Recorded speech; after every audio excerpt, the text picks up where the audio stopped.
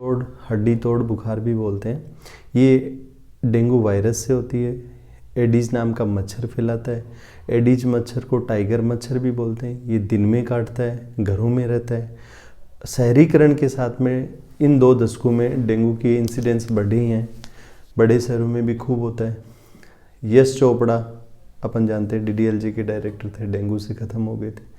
Dengue virus 4 होते हैं, 1 2 3 4, इसलिए अगर किसी को एक बार डेंगू हुआ है तो दोबारा होने के चांसेस होते हैं। इस बुखार में सबसे ज़्यादा तेज़ बुखार आता है, सिर दर्द होता है, आँखों के पीछे दर्द होता है, पेट दर्द, हाथ पाँव में दर्द, जोड़ों में दर्द, मांसपेशियों में दर्द होता है, इसलिए इसको कमर तोड़ बुखार बोलते हैं।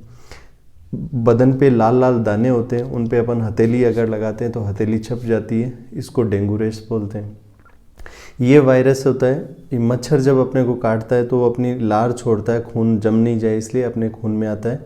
फिर अपन इसको जांच से मालूम कर सकते हैं। डेंगू कार्ड टेस्ट होता है, वो भी एक प्रेगनेंसी कार्ड टेस्ट की तरह, उसमें ब्लड या प्लाज्मा डालने से अपने को मालूम चल जाता है कि डेंगू है कि नहीं है। सीबीसी कंप्लीट ब्लड काउंट होता है, उसमें डब्ल्यूबीसी और प्लेटलेट हैं वो कम आती हैं, हिमेटोक्रिट होती है वो बढ़ती है।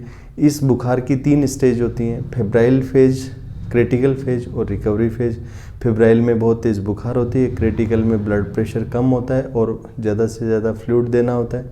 रिकवरी फेज में वॉल्यूम ओवरलोड होता है, इसलिए उस फेज में अपने को फ्लूइड नहीं देना चाहिए। इसके अलावा इसकी कोई ख़ास अलग से दवाई नहीं होती, पैरासीटामोल ही देते हैं। इसका टीका भी अभी तक नहीं है, इसलिए इस मच्छर से बचना ही इसका इलाज